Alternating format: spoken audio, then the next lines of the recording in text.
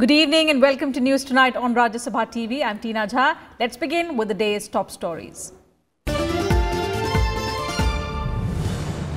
Prime Minister Narendra Modi praises the trader community, calls it the backbone of the Indian economy, promises 50 lakh loan without collateral, credit card facility and pension scheme for small shopkeepers if re-elected.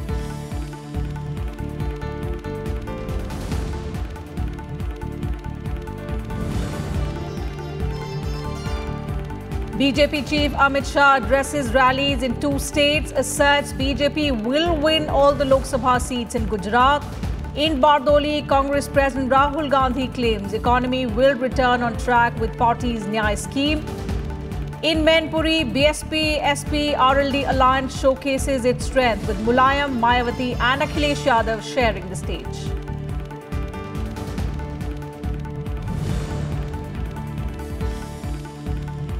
Priyanka Chaturvedi quits as Congress spokesperson, joins Shiv Sena, says she felt let down after party workers suspended for misbehavior with her were reinstated.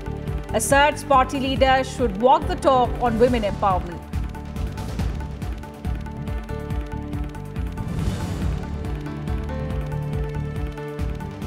External Affairs Minister Sushma Swaraj tells Indians to leave war-ravaged Tripoli immediately. 500 Indian nationals still in the Libyan capital despite travel ban after clashes have claimed over 200 lives in the country.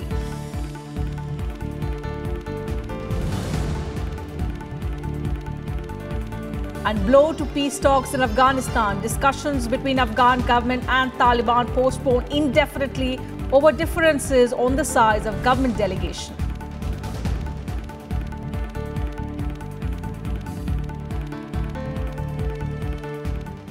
Prime Minister Narendra Modi on Friday promised traders 50 lakh rupees loan without any collateral, credit card facility and a pension scheme for small shopkeepers if the NDA is re-elected.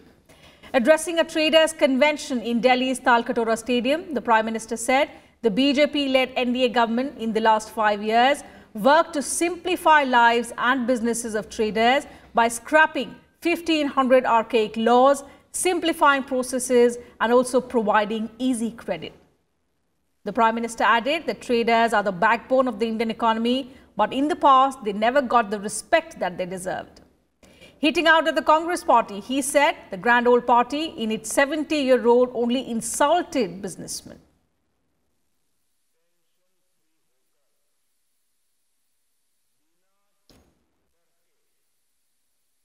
साथियों, आजादी के बाद से कांग्रेस के शासन में व्यापारियों को लेकर एक धारणा बना दी गई थी कि देश में जो कुछ भी गड़बड़ हो रही है वो सिर्फ व्यापारियों की वजह से हो रही है। कांग्रेस के जमाखोरों ने महंगाई के खेल से फायदा उठाया और तोहमत व्यापारी वर्ग पर मढ़ दी कि महंगाई व्यापारियों की वजह से होती है। The Prime Minister added that the goods and services tax has made doing business transparent, ended state checkposts and resulted in doubling of registered traders. साथियों, आज आपके सहयोग से ही वन नेशन वन टैक्स का सपना साकार हुआ है। जीएसटी के बाद बनी व्यवस्थाओं की वजह से अब आपको हर राज्य में अलग अलग चुंगी नाके का टैक्स नहीं देना होता। ई-वे बिल से आपका सामान कितनी आसानी से पूरे देश में जा रहा है। ट्रकों की कतारें कम हो गई हैं। कोई अंतरराज्यीय अवरोध नहीं रहा है। And let's now get you all the election related news.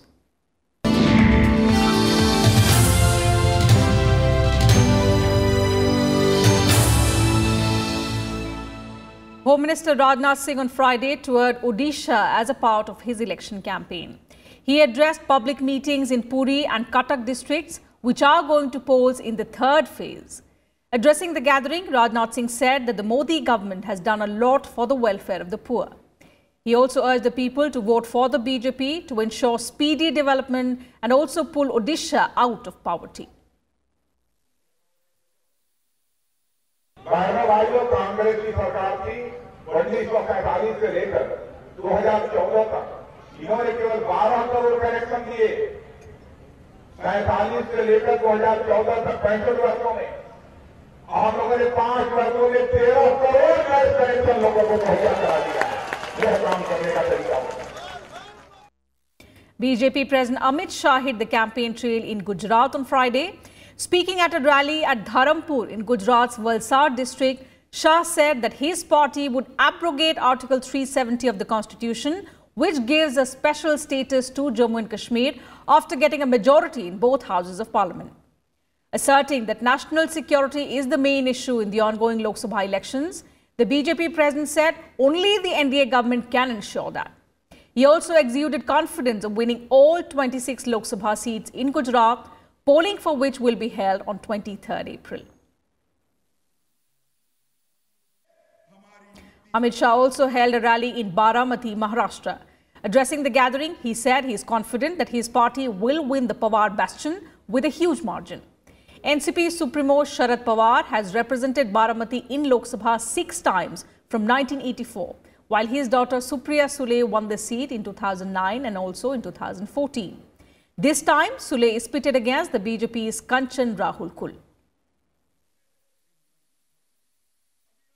Pawar साहब को बताना चाहता हूं, कान खोल कर सुन लो। मोदी जी अभी पंतप्रधान हैं, अगली बार भी बनने वाले हैं, मगर भविष्य में हो जाए ऐसा समय आए कि हमारी सत्ता न हो, फिर भी भाजपा सेना का एक भी कार्यकर्ता जिंदा है, तब तक कश्मीर को हिंदुस्तान से कोई अलग नहीं कर सकता। Our correspondent Ravindra Singh Sharan spoke to Supriya Sule, the NCP candidate from Baramati. She expressed confidence that she will retain the seat. इस इलाके में आप तीसरी बार चुनाव लड़ रही हैं, क्या क्या मुख्य मुद्दे हैं जिनको आपको लगता है कि एड्रेस करना जरूरी है? बेरोजगारी और किसानों का बहुत मुद्दा है, और इस साल महाराष्ट्र में बारिश भी अच्छी, सूखे का बहुत बड़ा प्रॉब्लम महाराष्ट्र में, और पानी की बहुत दिक्कत है। किसानों का जो मुख्य मुद्दा है मराठवाड़ा के इलाका या विदर्भ, वो सॉल्व नहीं हो पा रहा है, जबकि सरकार दिल्ली में भी बीजेपी की है, उसके पहले यूपीए के टाइम पे भी वो समस्या थी। लेकिन हमारे टाइम में इससे बहुत मिनिमम सपोर्ट प्राइस हमारे टाइम में बहुत अच्छा दिया करते। अगर आप दोनों कंपेयर करें तो यूपीए का परफॉर्मेंस मिनिमम सपोर्ट प्राइस में बहुत अच्छा रहा है। लेकिन सरकार का लगातार कहना है कि इंफ्रास्ट्रक्चर को डेवलप किया गया है और किसानों के लिए वेलफेयर स्कीम्स चलाई गई। वेलफेयर नहीं, मिनिमम सपोर्ट प्राइस, उसको खैरात नहीं चाहिए, उसके मेहनत का पैसा चाहिए उसको, जो उसका हक बनता है, और सरकार ने देना ही चाहिए उसको। तो इंफ्रास्ट्रक्चर डेवलपमेंट से रोजगार नहीं हासिल वालों को? नहीं, रोजगार इंफ्रास्ट्रक्चर डेवलपमेंट से भी होता है, लेकिन एक सर्टेन सेक्शन में होता है, पूरे इंडस्ट्री में नहीं होता, नहीं तो देश में भी नहीं होता। तो आपको उम्मीद है कि इस बार फिर से आपको जीत हासिल होगी सुप्रिया जी? हाँ, अभी कोशिश तो कर रहे हैं, मेहनत तो कर रहे हैं, मेरिट पे मांग रहे हैं, पार्लियामेंट परफॉर्मेंस और development. Ending decades-long rivalry, Samajwadi Party patriarch Mulayam Singh Yadav and BSP Supremo Mayawati on Friday shared dais at an election rally in Uttar Pradesh's Mainpuri for the first time in 24 years. Mulayam Singh Yadav, who is the Grand Alliance candidate from Mainpuri, thanked Mayawati for attending the rally. The BSP leaders described the Samajwadi Party patron as the real leader of the backward classes. In her speech, Mayawati also defended her move to join hands with the Samajwadi Party and said the decision was taken in the interest of the party. पिछड़ों के और या खासकर पिछड़ों के असली व वास्तविक नेता श्री मुलायम सिंह यादव जी को ही फिर से इनको इस बार संसद में चुनकर जरूर भेजना, जिनकी विरासत व मूवमेंट को अब इनके एकमात्र उत्तराधिकारी श्री अखिलेश यादव इसे अपनी पूरी ईमानदारी व निष्ठा से संभाले हुए हैं और निभा भी रहे हैं। Congress President Rahul Gandhi addressed a public rally in Gujarat on Friday. Addressing people at Bajipura in Tapi district, the Congress president cautioned people against repeating the shortcoming of 2017 when his party lost the assembly elections by a whisker to the BJP. In his speech, Rahul Gandhi focused on the separate Kisan budget promised by the Congress in its manifesto. आप मुझसे गुस्सा मत होना, मगर जो पैसा जाएगा न्याय योजना का, ये हमारी माताएं बहनों के बैंक अकाउंट में जाएगा। बात में मत बोलना, मैं इनके बैंक अकाउंट में डाल रहा हूं, सीधा इनके बैंक अकाउंट में जाएगा, मगर जब इनके बैंक अकाउंट में पैसा जाएगा, आप लोग माल खरीदना शुरू करोगे। कोई शर्ट खरीदेगा, साबुन खरीदेगा, टूथपेस्ट खरीदेगा, टूथब्रश खरीदेगा, शर्ट, पैंट, मोबाइल फोन। जैसे ही आप माल खरीदना शुरू करोगे, फैक्ट्रियां चालू हो जाएंगी। जैसे ही फैक्ट्रियां चालू हो जाएंगी, बेरोजगारी खत्म हो जाएगी। Congress General Secretary Priyanka Gandhi Vadra held a road show in Kanpur in Uttar Pradesh from Ghantaghar to Phoolbagh Chauraha. The road show covered multiple places in the city where a large number of Congress supporters turned up to get a glimpse of the Congress leader. Prior to that, Priyanka Gandhi also held detailed parleys with senior party leaders in Amethi to finalize the campaign strategy for Rahul Gandhi, who is seeking re-election from the constituency.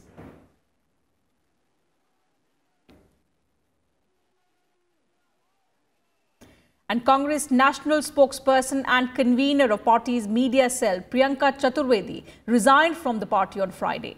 In her resignation to Congress President Rahul Gandhi, she blamed the Congress for reinstating party workers who misbehaved with her recently. In the letter, she also added that her services were not valued in the organization anymore. Later in the day, Chaturvedi joined the Shiv Sena in the presence of party chief Uddhav Thackeray. After joining the Shiv Sena, Chaturvedi said she would work towards strengthening the Sena not only in Maharashtra but across the country. दुख मुझे इस बात का तब हुआ जब खुद ही party के कुछ लोगों ने इस तरीके की टिप्पणी की मेरे बारे में। उम्मीद ये थी कि सस्पेंशन हुआ, मैंने ज़्यादा किसी के सामने बोला नहीं था, जो इंचार्ज थे वहाँ पे रखा। पर जब रीइंस्टेट कर किसी को वापस बुलाया जाता है, ये दरकिनार कर दिया जाता है कि एक महिला जिसने अपना 10 साल बगैर राजनीति से जुड़ी, at a great personal cost, उन्होंने ये काम किया है और वो इसीलिए किया है क्योंकि वो दिल से सेवा भाव से कर रही हैं, बगैर किसी लालच के, बगैर किसी मंशा के, but to change the society, change the political scenario and change how women are looked at and perceived in this country. बहुत लेट डाउन वाली फीलिंग हुई और मुझे लगा मेरी आत्मसम्मान की लड़ाई अगर आज मैंने नहीं लड़ी तो बहुत सारी महिलाएं हैं वहां पर जिनको मैं फेल करूंगी। Shifting focus to Kerala, the 20 Lok Sabha seats in the state will go to polls in the third phase on 23rd of April. The state has an interesting political history, with the reins of power traditionally getting swapped every 5 years between the two main political alliances, the Congress-led United Democratic Front and the CPIM-led Left Democratic Front. But in this election, the BJP is looking to improve and widen its footprint in the state that has so far defied the social and political logic that informs the rest of the country. This Lok Sabha contest is also a fight for relevance for the CPIM.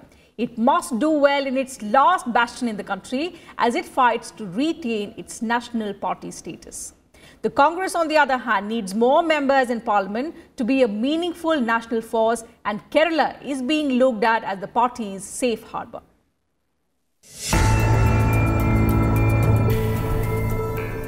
Kerala, God's own country, a state with 100% literacy, a religiously diverse population and a set political layout. Of the nearly 3.4 crore population, more than 52% live in rural areas. Although the state has a Hindu majority, it has a sizable minorities population as well. Around 26.56% of the population is Muslim and 18.38% is Christian. For decades, the state has been a battleground between two fronts, the UDF and the LDF. The two coalitions have ruled the state alternately for years, with Kerala being the left party's only bastion in the country right now. In this election, the BJP has emerged as a strong third contender. The party did not win any Lok Sabha seat in 2014 in the state, but it did increase its vote share from 7% in 2009 to around 11% in 2014. With the Sabarimala issue having gained traction in recent months, it is also counting on the Hindu vote this time. There is also a visible push to leverage its position. Analysts, however, believe that the BJP's entry will benefit the left parties, as a triangular contest will most likely see the BJP eating into Congress votes. The CPIM-led LDF, on the other hand, needs to do well in the state since it is already on the decline in its former strongholds, West Bengal and Tripura. A poor show in Kerala too could spell the beginning of its end on the national level. In 2014, the LDF had sent 8 MPs to the Lok Sabha, with 5 of them coming from CPIM. This time it has fielded 16 candidates. 14 of them will contest on the party symbol, while 2 would be fielded as LDF-supported independents. The remaining 4 seats have gone to the CPI. The Congress, meanwhile, needs to do well in Kerala as it tries desperately to keep and increase its numbers in Parliament. My colleague Rajnath is joining us live on News Tonight from Kerala. Rajnath, a very good evening. Traditionally, we've seen Kerala witness a direct contest between the LDF and the UDF. Now, this time, the BJP is, of course, expecting to, gain ground in the state. Several political analysts also believe so. You've been on the ground. What do you think? Will the BJP be able to turn it into a triangular contest, at least on some of the seats that it is contesting on?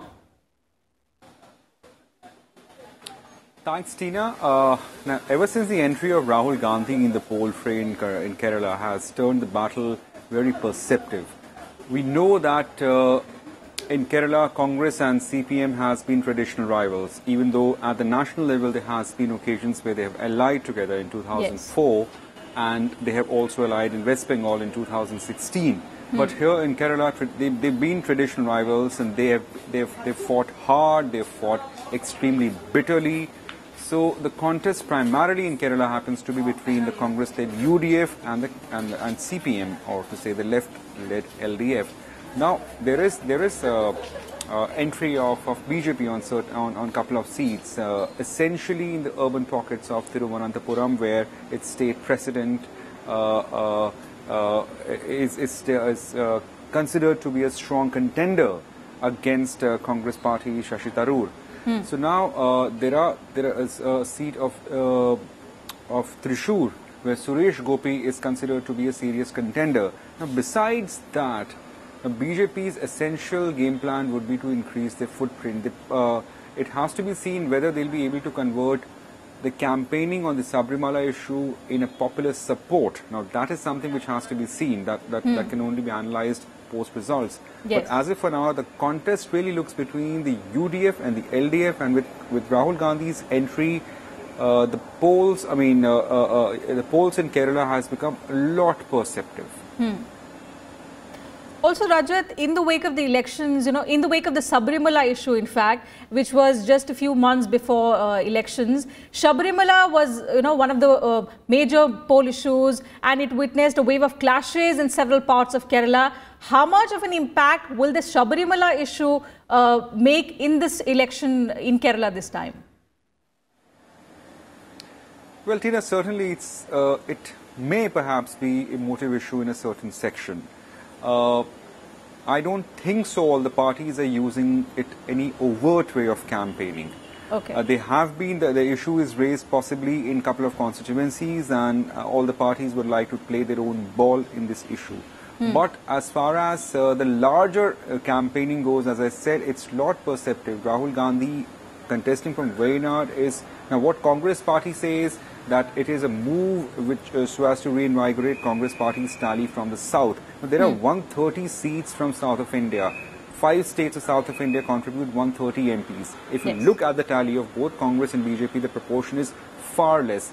In 2014, Congress got, out of 44 seats, it got in in Lok Sabha, 22 of them came from Karnataka and Kerala. So now they would be emphasizing once again to at least hold on to its southern citadel. So which is why Gandhi is fielded from Wayanad to reinvigorate cadres.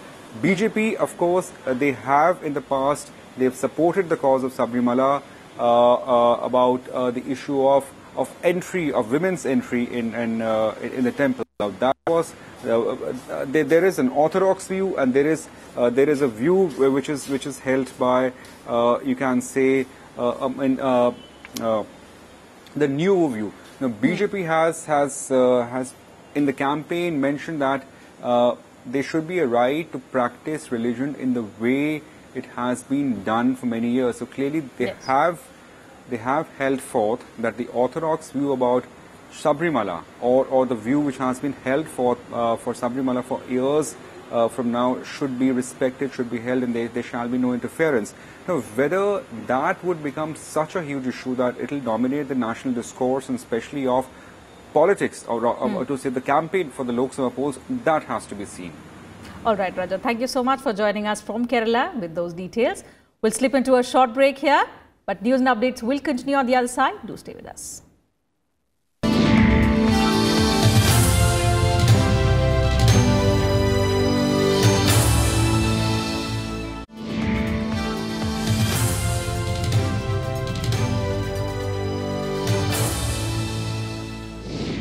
Why are you not contesting this election in 2019? So after contesting 14 elections at the age of 79, I don't think I should contest elections.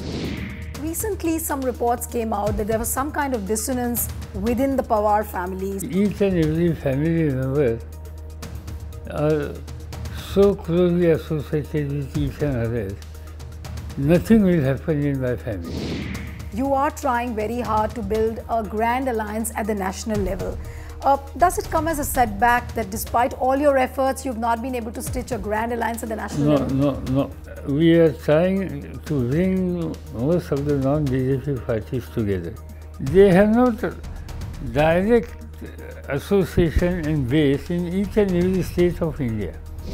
Watch a special interview with the Maratha strongman and the NCP chief, Sharad Pawar, only on Rajya Sabha television.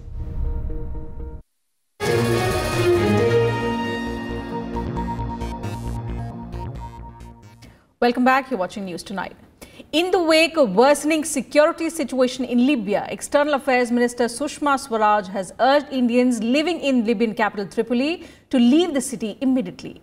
In a Twitter message, Swaraj said that though there had been massive evacuations from Libya, more than 500 Indians were still stranded in Tripoli.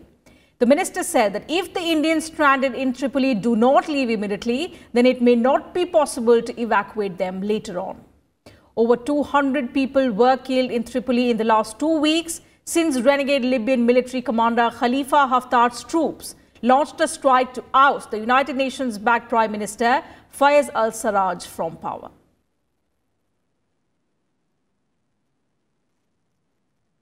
Critical peace talks between the Taliban and Afghan officials was indefinitely postponed on Friday. The so-called intra-Afghan dialogue, due to take place in Doha this weekend, fell apart at the last minute in a row over the large number of delegates that Kabul wanted to send. The collapse comes at a critical time and amid continued bloodshed.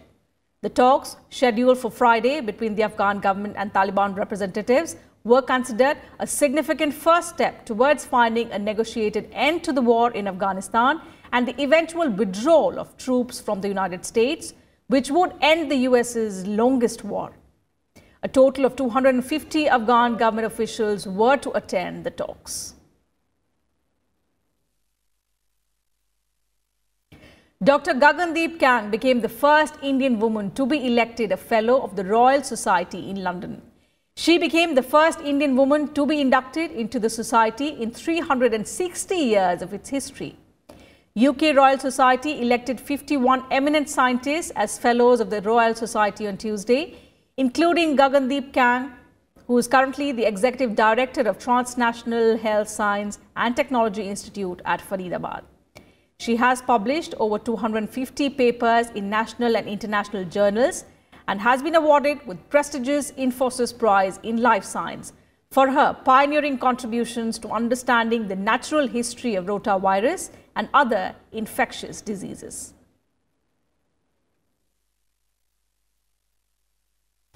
And Vice President M Venkaiah Naidu inaugurated the National Conclave on Empowering Women through Financial Literacy in Hyderabad.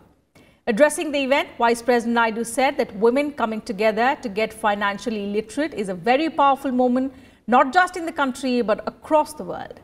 He said it was heartening to see women organizing themselves in groups and getting credits from banks and also getting involved in other financial activities. The Vice President said all international organizations like the World Bank, IMF, etc. are saying that if India moves with the present pace, it will soon become the third largest economy in the world. The Vice President also lauded the Learning Links Foundation for working to empower people. It's a very powerful movement of women coming together, getting financial literacy and also organizing themselves into groups and also trying to take credit from banks and also getting into various other activities. I call it as one of the powerful movements in the country and in the world also. What is more important for women's upliftment is giving them not only education, giving them financial literacy education, and then also giving them skill upgradation. And that's it from us in this bulletin. Thank you very much for your time.